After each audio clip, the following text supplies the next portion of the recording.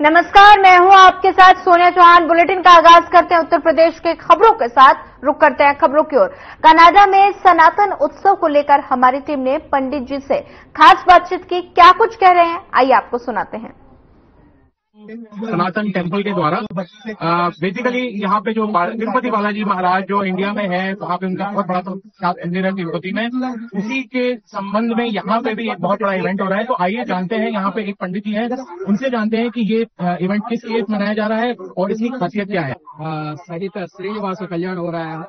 इसकी विशेषता यह है कि भगवान विष्णु जब भूलोक में आए थे, और वो भी पूर्व कलयुग में जब उन्होंने आए थे, उन्होंने उनका विवाह जो है कुबेर से उन्होंने धन लेकर से जो विवाह है उतना अच्छे से किया है और वैभवता से किया है। इसीलिए हर साल और ये जो कल्याण जो होते हैं ये तिरुपति में तो हर साल होते हैं और हर एक दिन होते हैं। लेकिन हम यहाँ पे इस गर्मी वाले सीजन में हम यहाँ पे ये जो कल्याण है कल्याण महोत्सव हम हर एक साल यहाँ पे सनातन हिंदू सोसाइटी कैलगरी करते हैं और उसके साथ साथ सब लोगों को यहाँ पे दिला के स्वामी जी का कल्याण हो जाता है, सब लोगों को प्रसाद दिया जाता है। तो इससे भगवान श्री वेंकटेश्वर और पद्मावती का कल्याण देखकर सब लोगों का जो भी इच्छा है सारे विषय पूरा हो जाते हैं और उसके साथ साथ भगवान की अनुग्रहता से बहुत ही देखते हैं और उनके जीवन में भी कल्याण। ये कितने लोग आते हैं यहाँ पे?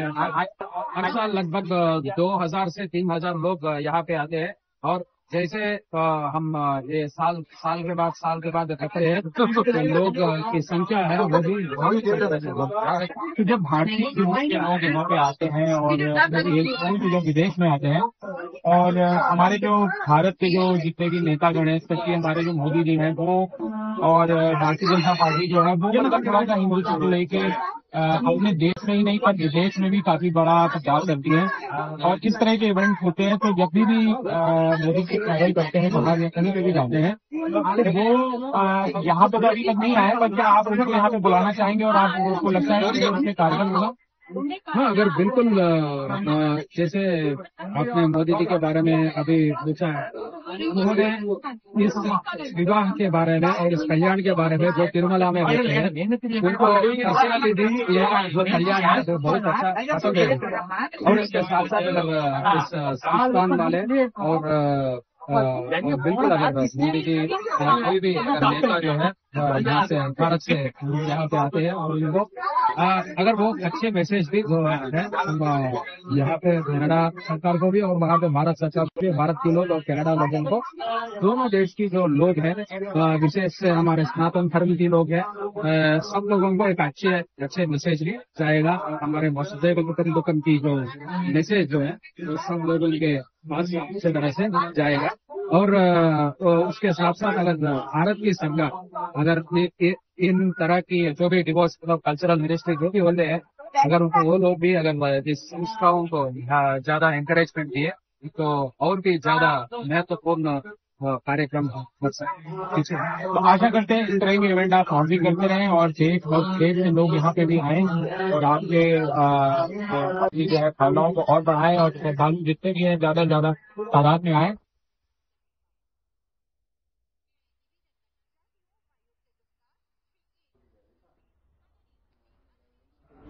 मुख्यमंत्री योगी आदित्यनाथ ने अपने सरकारी आवास पर भारतीय प्रशासनिक सेवा 2023 बैच के प्रशिक्षु अधिकारियों के साथ भेंट वार्ता की।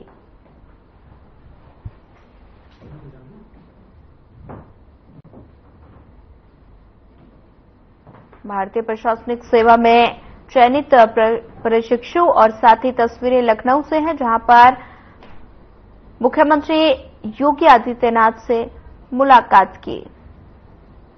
देख सकते हैं तस्वीरों में सरकारी आवास पर यह मुलाकात हुई है। सीएम योगी ने की मुलाकात। सरकारी आवास पर यह मुलाकात हुई है और साथ ही देख सकते हैं तस्वीरों में भारतीय प्रशासनिक सेवा में चयनित प्रशिक्षु से मुख्यमंत्री योगी आदित्यनाथ ने मुलाकात की। इंटीग्रेटेड ग्रीवांस रिड्रेसल सिस्टम के दर्ज शिकायतों पर फर्जी रिपोर्ट लगाकर शिकायत बंद करने वाले अधिकारियों पर कड़ी कार्रवाई होगी और मुख्य सचिव ने लोक भवन में IGRS की समीक्षा की और मुख्य सचिव ने कहा कि आम लोगों की शिकायतों और समस्याओं के त्वरित, आसान और पारदर्शी निस्तारण के लिए IGRS बहुत अच्छा सिस्टम है और इसके साथ ही उन्होंने कहा कि उनके कार्यालय से 5 शिकायतों का रैंडम आधार पर परीक्षण किया जाएगा। आवश्यकता पड़ने पर मौके पर सक्षम अधिकारी को भेजकर सत्यापन कराया जाएगा और साथ ही बैठक में मुख्यमंत्री को विशेष सचिव प्रथमेश कुमार समेत अधिकारी भी मौजूद रहे।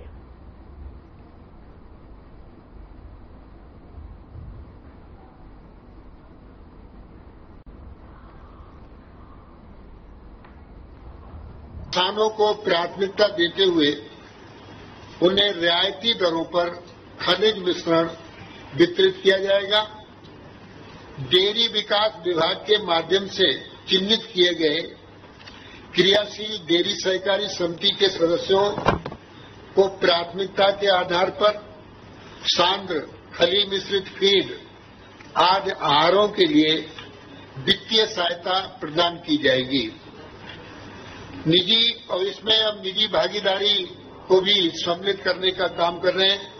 निजी भागीदारी और उद्यमता में वृद्धि करने के लिए व्यक्तियों, स्वयं सहायता समूह एवं फार्मर प्रोड्यूसर ऑर्गेनाइजेशन के माध्यम और इसी तरीके से और भी परिस्थितियों को करते हुए डेयरी सहकारी समितियों को आहार, खनिज मिश्रण उत्पादन के लिए उपकरण इत्यादि जैसे इनपुट पर पूंजी सब्सिडी, ब्याज अनुदान दिया जाएगा।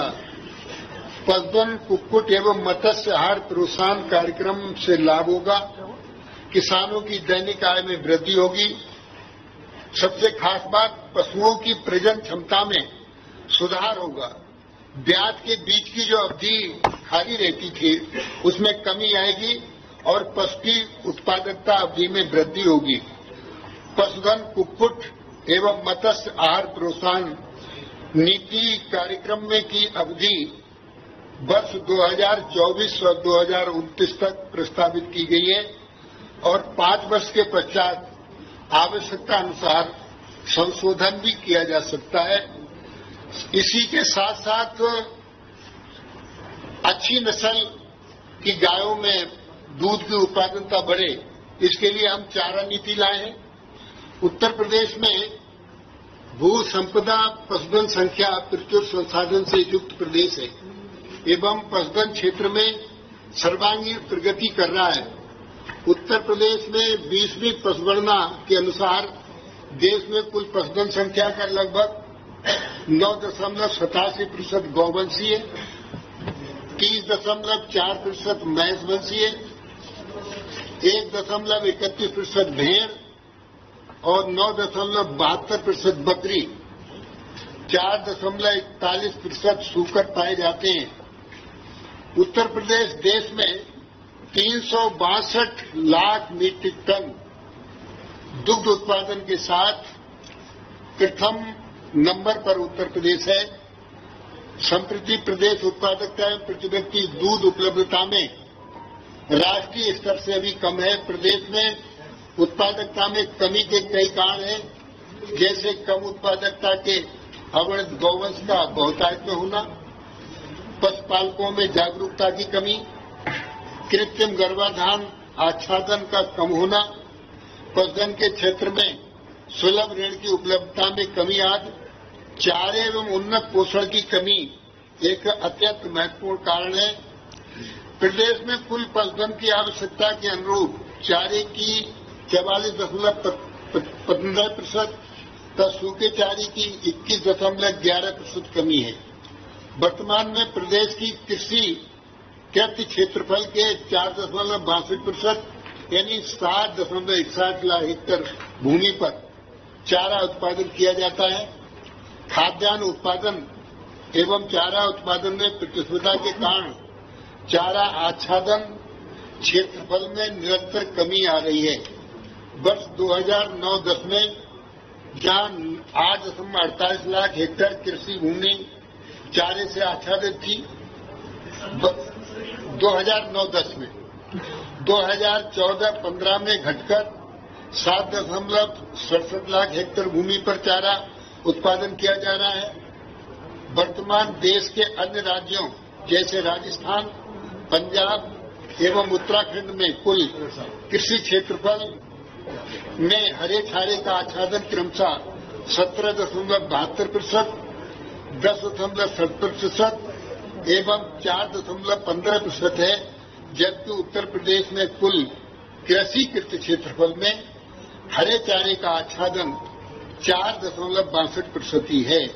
इसलिए चारे की उपलब्धता बढ़ाने के लिए हम चारा नीति लाए हैं। इससे प्रदेश में चारा उत्पादन में वृद्धि करना, प्रदेश में वर्ष पर्यंत गुणवत्तापूर्ण पौष्टिक चारा पर्याप्त मात्रा में उपलब्ध कराना, पशुओं की उत्पादकता बढ़ाकर कृषकों की आय में वृद्धि करना, प्रदेश में चारा के क्षेत्र में उद्यमता एवं क्षमता विकास करना, प्रदर्शन प्रशिक्षण जागरूकता कार्यक्रम के माध्यम से चारा फसलों के विकास एवं प्रसार में वृद्धि करना, चारे को संरक्षित कर आपदा की स्थिति में उपयोग लाने में साइलेज के रूप में भी तैयार करने के कृषक को जागरूक कर रहे हैं। साथ ही साथ ऐसे बहुत सारे कार्यक्रम हैं जिसमें संतुलित चारा हम पशुओं को उपलब्ध करा सकें।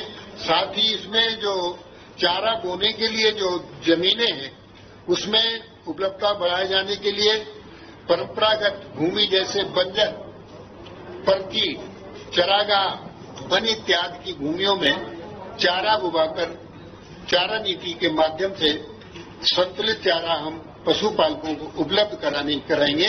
इस लक्ष्य को पूरा करने के लिए इसे हम लाए हैं। वित्तीय प्रोत्साहन के लिए आगे लाए। बहुत बहुत धन्यवाद।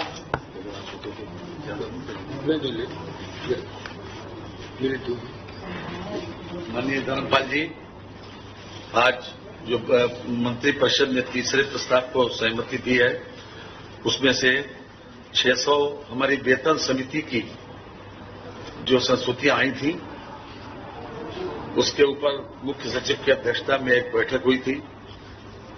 उनकी स्वीकृति मिलने के बाद आज वो विषय मंत्रिपरिषद के सामने आया, जिसमें हमारा जो सिक्योरिटी गार्ड हैं 656 तथा टीचर्स हैं 2130, इन लोगों को मानदेय में इनकी वृद्धि हुई है और इनके जो सिक्योरिटी गार्ड हैं इनका भत्ता जो है उनको प्रोत्साहन भत्ता दिया जा रहा है। इसमें लगभग 19 करोड़ यानी 18 करोड़ 89 लाख रुपए का वार्षिक व्यय आएगा। इस पर माननीय मंत्रिपरिषद के द्वारा आज अनुमोदन किया गया है। चौथा जी 656 सिक्योरिटी गार्ड और 2130 टीचर्स, इनको मानदेय ये डिफरेंट जगह तैनात हैं। राज्यपाल जी के यहाँ हैं, मुख्यमंत्री जी के वहाँ हैं, भत्तों में।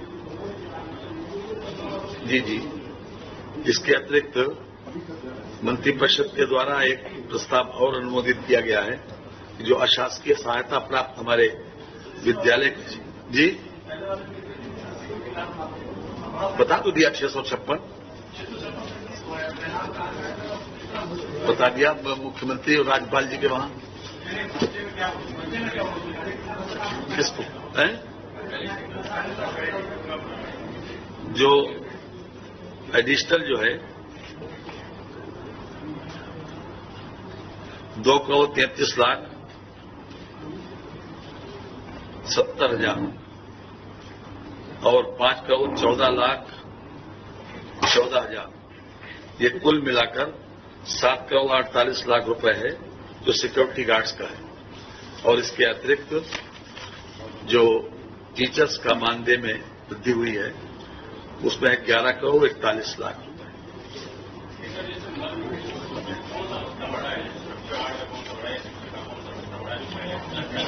हाँ बता दें, आप बता। मैं बता, जो सुरक्षा गार्ड हैं उनको, और ये जो श्री राज्यपाल और माननीय मुख्यमंत्री जी के साथ है सिक्योरिटी में, उनको पहले जो ये भत्ता मिलता था, प्रोत्साहन भत्ता कहा जाता है। प्रोत्साहन भत्ता पहले अभी तक जो इनको मिल रहा था वो 12,500 है। ये होता है मतलब मूल वेतन का 50% अधिकतम होता है, तो वो 12,500 था, जो अब 22,000 की लिमिट हो गई है। तो या तो मूल वेतन का 50% होगा या अधिकतम 22,000 होगा। ये प्रोत्साहन भत्ता हुआ।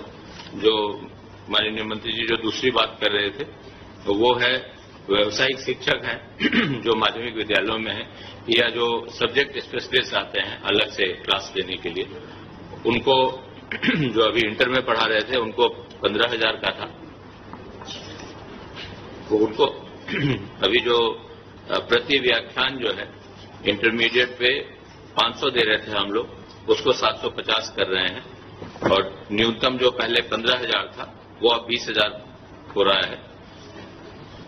जो हाई स्कूल पे था प्रति व्याख्यान 400 था, उसको 500 पे ले जा रहे हैं, और जो मासिक है वो पहले 12,000 था, उसको 15,000 पे ले जा रहे हैं।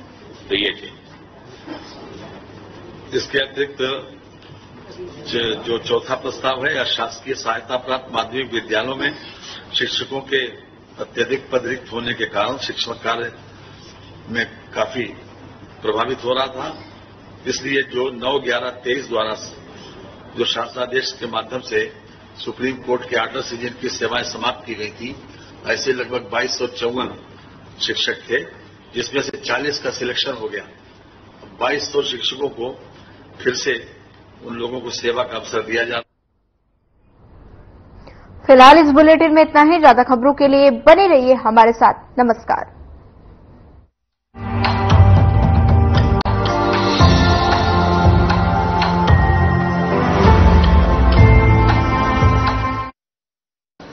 Next channel is